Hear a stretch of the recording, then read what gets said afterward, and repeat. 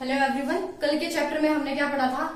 Current क्या होती है और वोल्टेज क्या होती है। आज एफडब्ल्यू के सेकंड लेक्चर में हम देखेंगे कि पावर क्या होती है और एनर्जी क्या होती है। ठीक है, सो हमारी जो थर्ड टर्म आती है वो क्या थी? पावर। पावर को हम पी से डिनोट करते हैं और ये होती क्या है? Rate of doing work. ठीक है, काम अगर हम कोई कर रहे हैं, कोई वर्क हमने किया है, तो उस वर्क को टाइम से रिलेट करवाना, ठीक है, उसे हम क्या बोलते हैं? पावर। मीन्स वर्क को टाइम से डिवाइड करना। वर्क को टाइम से डिवाइड करें तो क्या मिलेगी हमें? Power. That's power P is equal to, यहां से देखिए दो टर्म्स थे हमारे पास, वर्क और वर्क को मैंने क्या कहा है? किससे रिलेट कर रहे हैं? रेट मीन्स टाइम से। ठीक है, और ये टाइम क्या करता है? इस गिवन क्वांटिटी के साथ इनवर्स रिलेशन शो करता है। ये मैंने आपको करंट में बताया था कि जहां पे भी आपको रेट वर्ड नजर आता है, rate word related with the time and this time gives a inverse relation with this quantity. So यहाँ पे पावर क्या होगी? वर्क अपॉन में टाइम। ये निकल गया हमारा पावर का फॉर्मूला। अब देखिए यहाँ पे वर्क, आप वर्क कितना करते हो? जितनी आपके पास क्या होती है? एनर्जी। जब हम बात करेंगे ना एनर्जी की, तो एनर्जी देखेंगे हमारे पास जितनी एनर्जी होती है ना, उतना में हम क्या करते हैं? काम करते हैं। क्योंकि हम एनर्जी को डिफाइन ही ऐसे करते हैं, कैपेसिटी टू डू वर्क। काम करने की कैपेसिटी क्या हमारी? एनर्जी है। सो वर्क को मैं किस फॉर्म में लिख सकती हूँ? यहाँ पे एनर्जी की फॉर्म में लिख सकती हूँ। सो ये भी आपकी क्या बनेगी? पावर। एनर्जी अपॉन में टाइम भी क्या है? पावर है। लेकिन ये चीज ना आपकी फिजिक्स तक है, लेकिन जब हम बात करें ना इलेक्ट्रिकल की, फंडामेंटल ऑफ इलेक्ट्रिकल की बात कर रहे हैं, तो अब पावर को इलेक्ट्रिकल में कैसे लिखते हैं? So here P is equal to, देखिए हमने करवाना है वर्क डन, नॉर्मल सी बात है। और हमारा जो इलेक्ट्रिकल सिस्टम होता है उसमें वर्क डन कौन करता है? करंट करता है। और करंट को प्रोड्यूस करने के लिए हमें क्या चाहिए? कोई ना कोई प्रेशर चाहिए। That pressure is voltage. ठीक है, अगर करंट है तो वर्क होगा, और करंट कब होगा? जब आपके पास वोल्टेज होगी, मींस इलेक्ट्रिक प्रेशर होगा तो करंट होगा। सो इन दोनों के प्रोडक्ट को हम यहाँ पे क्या बोलते हैं? Power. So P is equal to VI या IV in case of electrical system. So यहां से पावर की जो यूनिट होती है, द यूनिट इज वॉट। ठीक है, this is the SI unit of power. अब ये वॉट किसकी इक्विवेलेंट है? देखिए हमने करंट की यूनिट पढ़ी थी, करंट की यूनिट क्या थी? एम्पियर। और वोल्टेज की यूनिट क्या थी? वोल्ट। सो वोल्ट इंटू एम्पियर किसके इक्वल आ गया? वॉट के इक्वल आ गया। इसकी बड़ी यूनिट की बात करें तो वॉट की जो सेकंड यूनिट क्या हो सकती है? किलोवाट हो सकती है। ठीक है, तो ये क्या थी? हमारी पावर की यूनिट थी। लेकिन हमने बात की ना कि SI या जो स्टैंडर्ड यूनिट है, स्टैंडर्ड यूनिट क्या है? वॉट है। और इसी स्टैंडर्ड यूनिट से इसके मीटर का नाम होगा। सो पावर मेजरिंग डिवाइस हमारा क्या है? वॉट से बनेगा वॉट मीटर। वॉट से क्या बनेगा? Watt meter. जो आपकी यूनिट है उसी के साथ अपने मीटर वर्ड लगाना। मीटर मीन्स वो डिवाइस जो क्या करता है? इस पर्टिकुलर क्वांटिटी को मेजर कर रहा है। ठीक है, तो power measuring device is known as watt meter. That's all about the power. Next जो हमारी क्वांटिटी आती है, उस नेक्स्ट क्वांटिटी की बात करें तो नेक्स्ट क्वांटिटी हमारी क्या है? एनर्जी। अब एनर्जी क्या थी? हमने कहा ना कि एनर्जी है तो वर्क है, और वर्क और एनर्जी दोनों क्या है? एक साइमल्टेनियस टर्म्स है जो एक साथ आती है। एक साथ क्यों आती है? क्योंकि दोनों क्या है? एक ही जैसी टर्म्स है, एक दूसरे के साथ रिलेट करती है। सो एनर्जी क्या हमारी? Capacity to do work. काम करने की कैपेसिटी क्या है? एनर्जी है।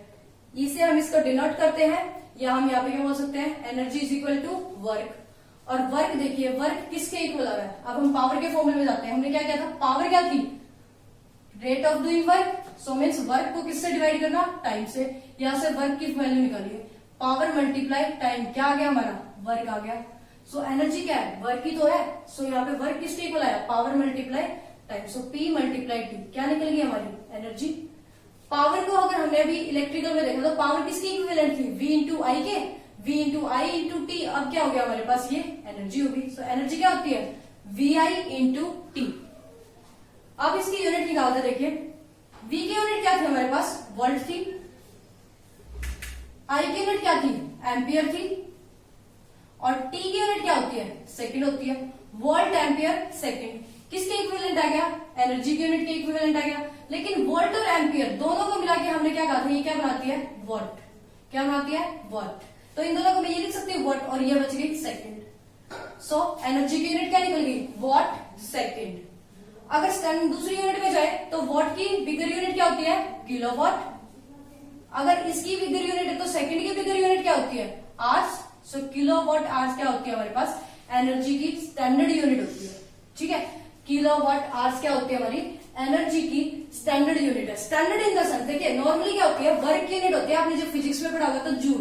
सो एनर्जी की यूनिट भी है ये, क्योंकि वर्क और एनर्जी जो सेम टर्म बोला है ना मैंने, तो अगर वर्क की यूनिट जूल है तो एनर्जी की यूनिट भी क्या है जूल है। लेकिन ये चीज ना सिर्फ फिजिक्स में फिनिश हो जाती है, जब हम इलेक्ट्रिकल सिस्टम में आएंगे ना तो यहां से निकालेंगे, क्योंकि हम यहाँ पर एनर्जी को किससे रिलेट कर रहे हैं पावर से, कि हमें पावर कितनी मिली है और कितने टाइम तक हमने उस पावर को यूटिलाइज किया है, उन दोनों के प्रोडक्ट को ही हम क्या कर रहे हैं एनर्जी। ठीक है, कि कितनी पावर हमने कंज्यूम की और कितने टाइम तक कंज्यूम की, दोनों का प्रोडक्ट हमारी क्या है एनर्जी है। और यहाँ पर जो पावर आ रही है वो किस फॉर्म में आ रही है, वोल्टेज और करंट की फॉर्म में आ रही है। ठीक है, तो ये क्या निकली हमारी जो वोल्टेज करंट और टाइम से निकली है किलोवाट आवर्स, ये एनर्जी की कमर्शियल यूनिट है। और ये एक नंबर के क्वेश्चन में आपसे हमेशा पूछा जाएगी कि एनर्जी की कमर्शियल यूनिट क्या है। एनर्जी की कमर्शियल यूनिट है किलोवाट आवर। ठीक है, अगर किलोवाट आवर को डिफाइन करने चले तो यहाँ पे 1 किलोवाट आवर किसके इक्विवेलेंट होता है 1 यूनिट की। जब आप मीटर में यूनिट चेक करते हैं ना कि 1 यूनिट हो गई है 2 यूनिट हो गया, 1 यूनिट का मतलब क्या होता है 1 kilowatt power consumed in 1 hour. ठीक है, 1 यूनिट क्या हो गया 1 kilowatt power is consumed in 1 hour. जब 1 किलोवाट पावर 1 घंटे में अगर आप कंज्यूम करते हो तो वो क्या देता है हमें 1 यूनिट देता है। सो 1 यूनिट इसके इक्विवेलेंट होती है। ये भी आप एक नंबर के क्वेश्चन के लिए याद रखना और ये भी याद रखना। ठीक है, that's all about the energy. अब बात करेंगे, देखिए हमने यूनिट की बात की, डेफिनेशन की बात की, फॉर्मूले की बात की, तो अब एनर्जी को मेजर किससे करते हैं। एक पहली ऐसी क्वांटिटी आ रही है यहाँ पे जिसके मीटर का नाम इसकी यूनिट के नाम में नहीं होगा। क्यों, क्योंकि इसकी तो बहुत सारी वेरियस यूनिट है। ये इसकी एसआई यूनिट है इन केस ऑफ फिजिक्स, ये इसकी कमर्शियल यूनिट है और ये इसकी फॉर्मूला यूनिट है। तो यहाँ पर इसका जो मेजरिंग डिवाइस होगा वो इस क्वांटिटी के नाम से होगा। सो एनर्जी मेजरिंग डिवाइस को हम क्या बोलते हैं एनर्जी मीटर।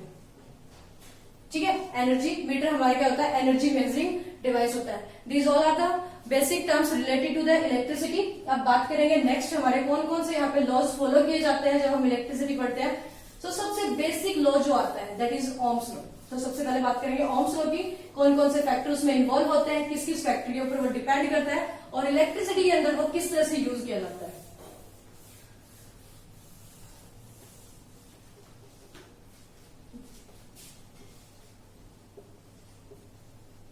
देखिए ओम्स लॉ क्या है। ओम एक साइंटिस्ट था, यू डोंट से साइंटिस्ट, एक फिजिस्ट था जिसने क्या बताया एक स्टेटमेंट दी related to the voltage and current. Voltage और करंट की रिलेशन बताते हुए उसने एक स्टेटमेंट दी। उसने क्या स्टेटमेंट दिया कि आई जो होता है ना वो डायरेक्टली प्रोपोर्शनल किसके होता है वी के। मींस करंट जो होता है ना वो वोल्टेज के डायरेक्टली प्रोपोर्शनल होता है। डायरेक्टली प्रोपोर्शनल, इस प्रोपोर्शनलिटी का मीनिंग क्या, देखिए अगर मैं क्या कर रही हूँ वोल्टेज को बढ़ा देती हूँ तो करंट उसके प्रोपोर्शनली ऑटोमेटिकली इंक्रीज हो जाएगा। ठीक है, वोल्टेज को अगर बढ़ाते हैं तो करंट क्या होगा बढ़ जाएगा। अगर वोल्टेज को डिक्रीज करेंगे ना तो उसके प्रोपोर्शनली क्या होगा करंट भी क्या हो जाएगा डिक्रीज हो जाएगा। इसे बोलते हैं प्रोपोर्शनलिटी। ये इनवर्स भी होती है लेकिन ये किसने क्या कहा डायरेक्टली प्रोपोर्शनल है। वोल्टेज बढ़ाएंगे तो करंट बढ़ेगा, वोल्टेज को कम करेंगे तो करंट क्या हो जाएगा डिक्रीज हो जाएगा।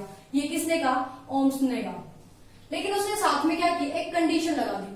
अब उसने एक कंडीशन क्या लगा दी कि करंट और वोल्टेज प्रोपोर्शनली इंक्रीज डिक्रीज हो रहे हैं, लेकिन कंडीशन क्या है ये सिर्फ जब तक वैलिड है जब तक हमारी जितनी भी फिजिकल कंडीशन है ना वो फिजिकल कंडीशंस क्या होनी चाहिए कांस्टेंट। फिजिकल कंडीशन कैसे होनी चाहिए कांस्टेंट। अब ये फिजिकल कंडीशन कौन सी है, ये इन्वायरमेंट के फैक्टर है। जैसे टेम्परेचर हो गया, प्रेशर हो गया, ये सब क्या है इन्वायरमेंट के फैक्टर है। तो उसने कहा जब तक टेम्परेचर प्रेशर ये सब कुछ क्या रहेगा कांस्टेंट रहेगा ना, ये तब तक क्या रहेगी आई वी के प्रोपोर्शनली इंक्रीज भी होगा और वी के प्रोपोर्शनली डिक्रीज भी हो सकता है। ठीक है, ये स्टेटमेंट दी ओम्स लॉ में। अब ओम्स लॉ में ये जो स्टेटमेंट मिली अगर इसको हम सिंप्लीफाई करें तो I directly proportional to V. Proportionality को तो हम सोल्व नहीं कर सकते, अगर इसको सोल्यूबल इक्वेशन की फॉर्म में अगर हमने चेंज करना है तो इस प्रोपोर्शनलिटी को हटा के उसने क्या किया एक कांस्टेंट लगा दिया। ठीक है, क्योंकि इस चीज को तो कोई नहीं समझता है, कोई इसको सिंप्लीफाई नहीं कर सकता।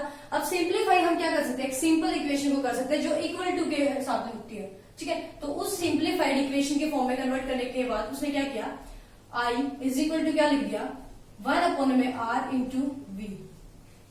ठीक है, इस प्रोपोर्शनलिटी के साइन को उसने हटाया और क्या लगा दिया 1/r। एक चीज आप जो अब 10th तक पढ़ते थे कि अगर I directly proportional to V है ना तो वी भी डायरेक्टली प्रोपोर्शनल आई होगा। ये स्टेटमेंट अब रॉन्ग है। देखिए V directly proportional to I है कब, अगर ये वोल्टेज ना हो, क्या हो जाए, वोल्टेज के ड्रॉप हो, ठीक है, क्योंकि वोल्टेज क्या था, प्रेशर था, प्रेशर लगाने से करंट मिलेगा, और अगर डिवाइस में से करंट फ्लो कर रहा है तो डिवाइस के अंदर क्या होता है, वोल्टेज का ड्रॉप होगा, ठीक है। तो अगर करंट बढ़ेगा ना तो वोल्टेज नहीं बढ़ेगी, वोल्टेज का ड्रॉप बढ़ेगा। ये स्टेटमेंट जब ठीक है जब I V ड्रॉप्स लिखे हुए हैं, ठीक है, ये वोल्टेज के ड्रॉप्स है तो ये स्टेटमेंट करेक्ट है। अगर यहाँ पे वोल्टेज बोल दिया ना आपने इसने तो ये स्टेटमेंट रॉन्ग है, क्योंकि करंट बढ़ाने से वोल्टेज नहीं बढ़ती है, वोल्टेज बढ़ाने से करंट बढ़ता है, और करंट बढ़ने से वोल्टेज के ड्रॉप्स बढ़ते हैं। सो उसने प्रोपोर्शनलिटी का साइन हटाया, और प्रोपोर्शनलिटी का साइन हटा के क्या लगा दिया, 1 में R एक कांस्टेंट यूज कर दिया। यहां से क्या गया, I is equal to V/R, और ये जो R है यहाँ पे ये क्या है, इसका कांस्टेंट है। किसका कांस्टेंट है, ओम्स लॉ का कांस्टेंट है। और इस R को क्या नाम दिया उसने, इस कांस्टेंट को रेजिस्टेंस, इस कांस्टेंट को उसने नाम क्या दे दिया, रेजिस्टेंस R। अगर यहां से R की वैल्यू निकाले तो R किसके इक्वल आ रहा है, V/I, या V की वैल्यू निकाले तो V किसके इक्वल आ रहा है, R को इस तरफ ले आए, I इंटू R। ये तीन फॉर्मूलाज हमें यहां से मिल गए, I के, V के और R का, ठीक है। I is equal to V/R, R is equal to V/I और V is equal to IR, ठीक है। ये तीन फॉर्मूला जो हमारे न्यूमेरिकल्स में काम आएंगे, ये यहां से हमें मिल गए। अब देखिए उसने क्या किया, प्रोपोर्शनलिटी कांस्टेंट हटा के क्या बताया, इस प्रोपोर्शनलिटी कांस्टेंट को क्या नाम दिया, रेजिस्टेंस। तो अब ये रेजिस्टेंस क्या है और क्या इसकी यूनिट है, ये चीज देखते हैं। देखिए कोई भी अगर कांस्टेंट कोई यूज कर रहा है तो यू तो है नहीं कि वो वहां से रिलेट नहीं करेगा, यहां पर ये करंट के साथ रिलेट कर रहा है, तभी जाके क्या हुआ, यहाँ पे रेजिस्टेंस को यूज किया गया है, ठीक है। तो रेजिस्टेंस होता क्या है,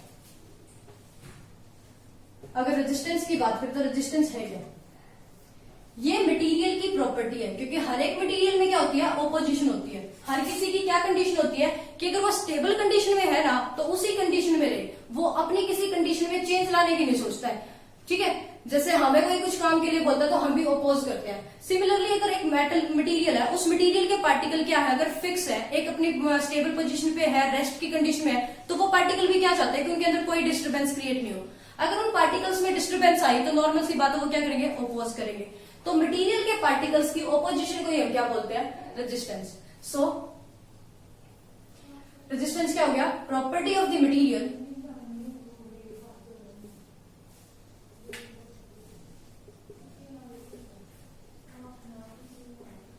जो क्या करते हैं, ओपोज करता है, which oppose the flow of current, ठीक है। क्योंकि हमें पता है वायर के अंदर से तो करंट ही जा रहा, वोल्टेज तो प्रेशर ही था, तो प्रेशर से जा क्या रहा था, चार्ज फ्लो कर रहे थे, और उन्हीं के चार्ज के फ्लो को कौन कर रहा है, उसकी मटेरियल रोक रहा है। तो मटेरियल की जो प्रॉपर्टी क्या करती है, करंट के फ्लो को रोकती है, उसे हम क्या बोलते हैं, resistance, and it is denoted by R। और अभी ओम्स लॉ से हमने फॉर्मूला निकाला था, R किसके इक्वल आया था, R is equal to V/I, ठीक है। अब देखिए इसको एज ए कांस्टेंट किसने यूज किया, ओम ने यूज किया, तो इसलिए इसकी यूनिट का नाम क्या है, ओम। अगर हम रेजिस्टेंस को डिफाइन करते हैं तो किसकी टर्म में करते हैं, ओम की टर्म में। सिंबल क्या होता है, इस तरह से, ये क्या होती है, यूनिट। किसकी यूनिट है, रेजिस्टेंस की यूनिट है, क्योंकि ओम ने इसको एज ए कांस्टेंट अपने लॉ में यूज किया था, तो इसलिए इसकी यूनिट का नाम भी इसी के नाम पे रख दिया गया है। तो अब ये जो रेजिस्टेंस है, ठीक है, ये रेजिस्टेंस किस किस फैक्टर के ऊपर डिपेंड करता है, कहां पे ये ज्यादा होता है, कहां पे कम होता है, वो चीज देखते हैं, ठीक है। So next topic is the factors affecting resistance. Factor affecting resistance, कौन कौन से फैक्टर हैं जो रेजिस्टेंस को इफेक्ट करते हैं, ठीक है। सो फर्स्ट फैक्टर जो आता है that is length. First factor हमने क्या लिया, लेंथ। अब देखिए सपोज किया मेरे पास एक वायर है जिसकी लेंथ ये है, नेक्स्ट कोई वायर है जिसकी लेंथ इतनी है, और दोनों का एरिया ऑफ क्रॉस सेक्शन क्या है, इक्वल है, मीन्स इन दोनों ना सेम थिकनेस की है, थिकनेस की सेम है, मटेरियल भी सेम है, मीन्स दोनों कॉपर की है, और सेम उनकी मोटाई है, दोनों की थिकनेस सेम है, लेकिन है क्या डिफरेंस, लेंथ में चेंज है, ठीक है। तो अगर, और तो यहाँ पे इसने क्या बताया कि अगर किसी वायर की लेंथ बढ़ा दी जाती है ना तो उसका रेजिस्टेंस क्या होता है, बढ़ता है, ठीक है। मीन्स R क्या होता है, डायरेक्टली प्रोपोर्शनल होता है किसके, L के। मीन्स लेंथ बढ़ेगी तो रेजिस्टेंस क्या होगा, मटेरियल का बढ़ेगा, ठीक है। रीजन क्या है, देखिए यहाँ पर नंबर ऑफ पार्टिकल्स क्या है, कम है, अगर अगर वायर छोटी है तो नंबर ऑफ पार्टिकल्स की वैल्यू कम होगी, यहाँ पर नंबर ऑफ पार्टिकल्स की वैल्यू क्या हो रही है, ज्यादा हो रही है। ठीक है, तो अब करंट को तो यहां से फ्लो करना है ना चार्ज कैरियर्स को, तो यहां से तो चार्ज कैरियर इजिली चले जाएंगे, यहाँ पर चार्ज कैरियर्स को क्या होगी, ज्यादा ऑपोजिशन मिलेगी, ज्यादा ऑपोजिशन मिलेगी तो रेजिस्टेंस की वैल्यू बढ़ेगी। ठीक है, so R directly proportional to L, ये हमारी फर्स्ट इक्वेशन। मीन्स लेंथ बढ़ेगी तो रेजिस्टेंस बढ़ेगा, लेंथ कम होगी तो रेजिस्टेंस क्या हो जाएगा, कम हो जाएगा। सेकेंड जो फैक्टर आता है that is area of cross section.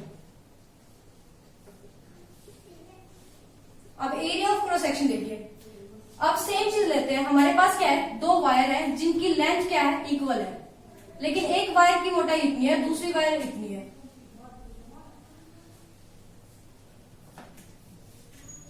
Material भी सेम है, लेंथ भी सेम है, बट थिकनेस में डिफरेंस आ गया। थिकनेस में डिफरेंस आ गया तो क्या होगा, एरिया, इसका एरिया ज्यादा होगा, इसका एरिया क्या होगा, कम होगा। अब अगर इसके अंदर से हम करंट को फ्लो करें तो देखिए, चार्ज कैरियर्स को फ्लो करने के लिए एक ब्रॉड पाथ मिल रहा है, ब्रॉड पाथ मिल रहा है, तो अगर कोई पार्टिकल उसके कांटेक्ट में यहां पर आ रहा है तो क्या होगा, इधर से निकल जाएगा।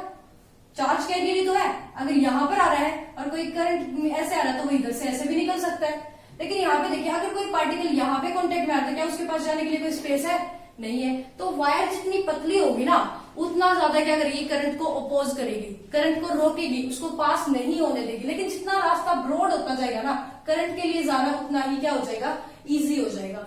तो देखिए, अगर वायर मोटी है, ब्रॉड है, एरिया ऑफ क्रॉस सेक्शन ज्यादा है तो रेजिस्टेंस कम है ना, इजिली करंट जा रहा है। यहाँ पे एरिया ऑफ क्रॉस सेक्शन कम है तो करंट क्या हो रहा है, लेट जा पा रहा है, मीन्स रेजिस्टेंस इसका ज्यादा है। तो यहाँ पे आर क्या होता है, इनवर्सली प्रोपोर्शनल होता है किसके, एरिया ऑफ क्रॉस सेक्शन के। एरिया बढ़ जाएगा तो रेजिस्टेंस कम हो जाएगा, मीन्स ओपोज नहीं कर पाएगा और करंट आसानी से जाएगा। ठीक है, ओपोज नहीं कर पाएगा उसे कोई।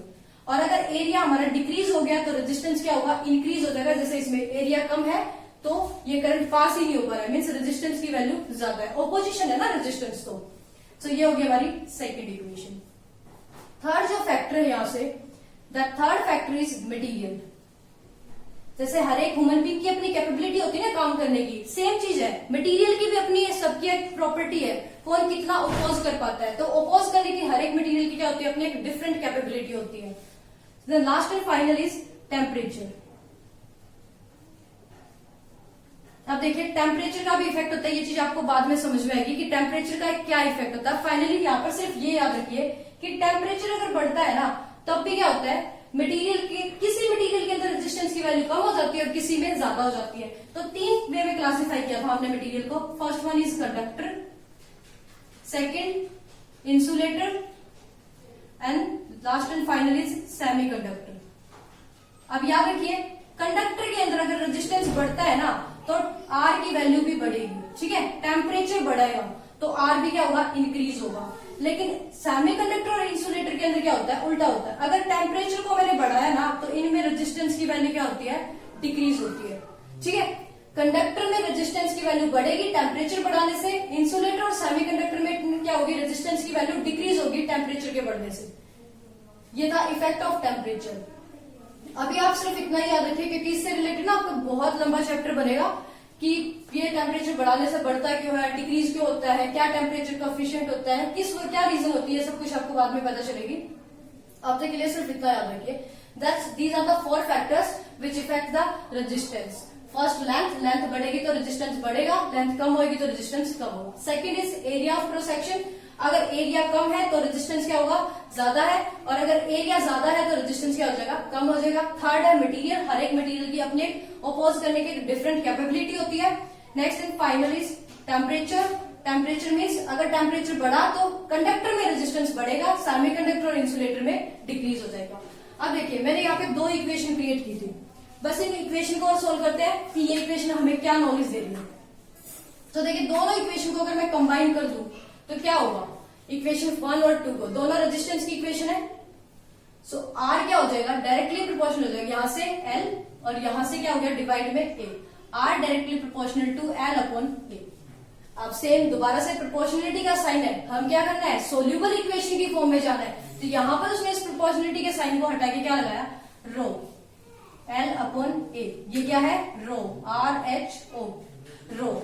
ठीक है, रो क्या होती है, रेजिस्टिविटी।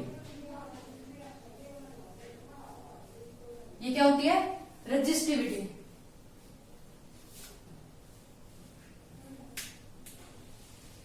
अब ये रेजिस्टिविटी क्या होती है वो देखते हैं। पहले यहां से इसकी वैल्यू निकालते हैं रेजिस्टिविटी की। मैं इनको रब कर रही हूं कि हमें मिल गई ना इक्वेशन से हमारी फाइनल इक्वेशन। अगर अब इसको देखिए सोल्व करते तो क्या होता है, अगर इस रो की वैल्यू निकालने तो इन दोनों टर्म्स को इस तरफ लेके आइए, रो इस तरफ ही रखिए, ए इधर आके क्या होगा? मल्टीप्लाई हो जाएगा। सो आर मल्टीप्लाई ए, एन क्या हो गई यहाँ पर आके? डिवाइड में हो गई। यूनिट निकालते हैं। सो देखिए रो की यूनिट निकालते हैं, तो यूनिट ऑफ रो क्या हो जाएगी हमारे पास? रेजिस्टेंस। रेजिस्टेंस की यूनिट हमने क्या पढ़ी थी अभी? ओम्स। तो इसकी यूनिट होगी ओम। एरिया की यूनिट क्या होती है? मीटर स्क्वायर, क्योंकि एरिया क्या होता है? Length into breadth. लेंथ की यूनिट क्या होती है? मीटर। देखिए मीटर से एक पावर कैंसिल आउट होगी, तो रो की यूनिट क्या बच गई? ओम मीटर। इसको इस तरह से रिप्रेजेंट कर सकती हूँ मैं, क्योंकि ओम का सिंबल था ना ये, ओम मीटर। ये किसकी यूनिट आ गई? रेजिस्टिविटी की, जिससे हम बोल रहे हैं रो। ठीक है, इस सिंबल को बोलते हैं रो और ये होती क्या है? रेजिस्टिविटी। अब इसको अगर डिफाइन करना हो तो देखिए कैसे डिफाइन करते हैं। अगर मैं यहाँ पे देखिए इसी फॉर्मूले में एरिया को 1 मीटर स्क्वायर बना दूं, एरिया को क्या लिख दूं? 1 मीटर स्क्वायर, और लेंथ को क्या लिख दूं? 1 मीटर। अगर मैंने कोई एक ऐसी वायर ले ली जिसका एरिया कितना है? 1 मीटर स्क्वायर है, और लेंथ कितनी है? 1 मीटर है, तो ये दोनों क्या हो गए? 1 और 1 का कोई इफेक्ट नहीं बचा, कोई इफेक्ट नहीं बचा, तो रो किसके इक्वल आ गई? Rho is equal to R. R आ गई ना। कंडीशन क्या मिली? एरिया कितना है हमारा? 1 मीटर स्क्वायर, और लेंथ कितनी है? 1 मीटर, तभी वो रिमूव है ना यहाँ से। सो रेजिस्टिविटी क्या होती है? रेजिस्टेंस होती है। किस वायर का रेजिस्टेंस है? उस वायर का रेजिस्टेंस जिसका एरिया 1 मीटर स्क्वायर और लेंथ क्या है? 1 मीटर। ठीक है, इस तरह से आप रेजिस्टिविटी को डिफाइन कर सकते हो। Resistivity means the resistance of the wire was area is 1 metre square and length is 1 metre.